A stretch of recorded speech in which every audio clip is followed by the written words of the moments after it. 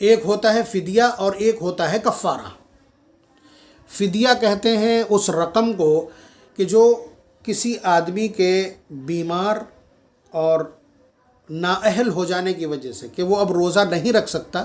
تو اس کی طرف سے جو ادائیگی کی جاتی ہے اس کو فدیہ کہا جاتا ہے۔ یا کوئی شخص انتقال کر گیا، اس کے ذمے روزے تھے، تو اب اس کے روزوں کی طرف سے جو رقم ادا کی جائے گی اس کو فدیہ کہتے ہیں۔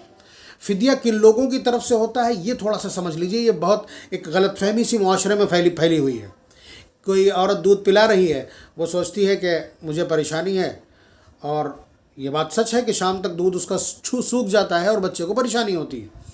تو ایسی عورت کے لیے شریعت نے یہ چھوٹ دی ہے کہ وہ اس وقت روزہ موقوف کر دے، بعد میں وہ روزے رکھ لے۔ لیکن کچھ لوگ زیادہ ہوشیاری میں ان دنوں کے روزوں کا فدیہ ادا کر دیتے ہیں۔ درست نہیں ہے، فدیہ ادا نہیں ہوگا، روزے رکھنا ہی پڑیں گے۔ یا اسی طرح سے کوئی عورت پریگننٹ ہے تو ظاہر سی بات ہے ڈبل سپلائی ہوتی ہے ان دنوں، اور دو وجود کا مسئلہ ہوتا ہے، تو اس میں بار بار کچھ نہ کچھ کھاتے پیتے رہنا اور انرجی فراہم کرنا یہ ضروری ہوتا ہے۔ تو ایسی صورتحال کے لیے حاملہ کے لیے بھی شریعت مطہرہ نے اجازت دی ہے کہ وہ اس وقت روزے موقوف کر دے، بعد میں روزے رکھ لے جب صحیح حالات ہوں۔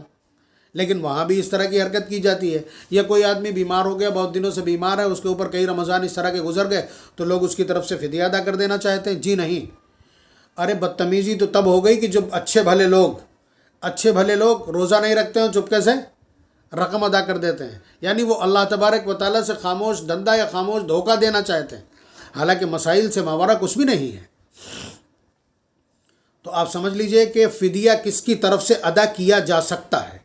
وہ شخص جس کو شریعت کہتی ہے شیخ فانی، یعنی عمر کے اس اسٹیج، ایج کے اس اسٹیج پر، عمر کے اس پڑاؤ پر ہے وہ شخص کہ اس کی طاقت، ارجا اور اس کی انرجی روز بروز کم ہوتی جا رہی ہے، یعنی مثال کے طور پر 90 پلس یا 80 پلس آج کی تاریخ میں۔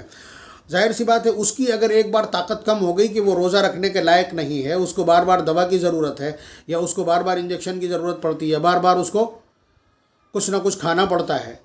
اس کو اتنی طاقت نہیں ہے، اگر روزہ رکھے گا تو شام تک بے ہوش ہو جائے گا، مدہوش ہو جائے گا،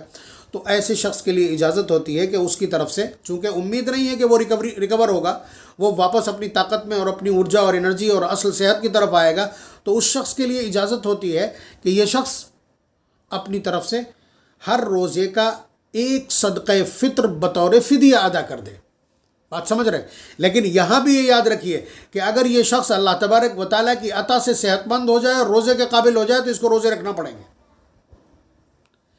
بات یہاں تک ہے کہ اگر کوئی شخص مسلسل بیڈ کے اوپر ہے،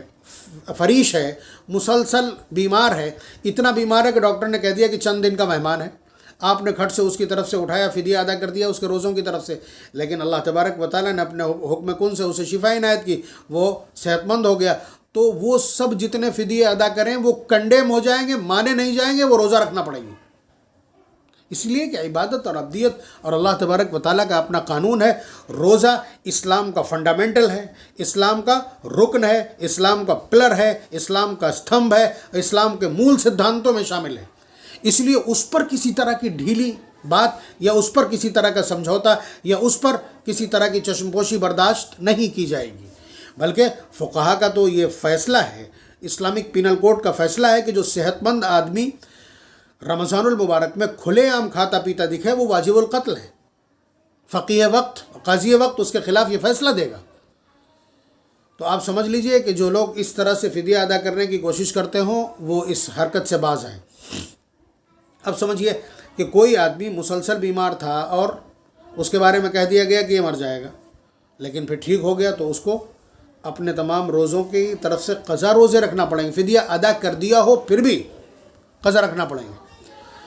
اب یہ سمجھیے کہ کوئی آدمی 10 سال سے فریش تھا اور اسے نہیں لگا کہ وہ دوبارہ سے اٹھ سکتا ہے اور دوبارہ سے صحت مند ہو سکتا ہے، اور اسے احساس ہو جائے کہ وہ اب مرنے والا ہے، تو اس کی ذمہ داری ہے کہ وہ یہ وصیت کرے کہ میرے مال میں سے میرے روزوں کا فدیہ ادا کر دیا جائے۔ یہ وصیت کرنا لازم ہے۔ اب اگر وہ وصیت کرتا ہے تو اس کے چھوڑے ہوئے مال میں سے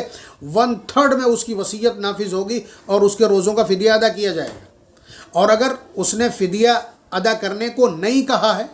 یہ نامرادی ہے اس کی، لیکن اولاد بعد میں اس کے مال میں سے یا اپنی طرف سے ان کے روزوں کا فدیہ اور نمازوں کا فدیہ ادا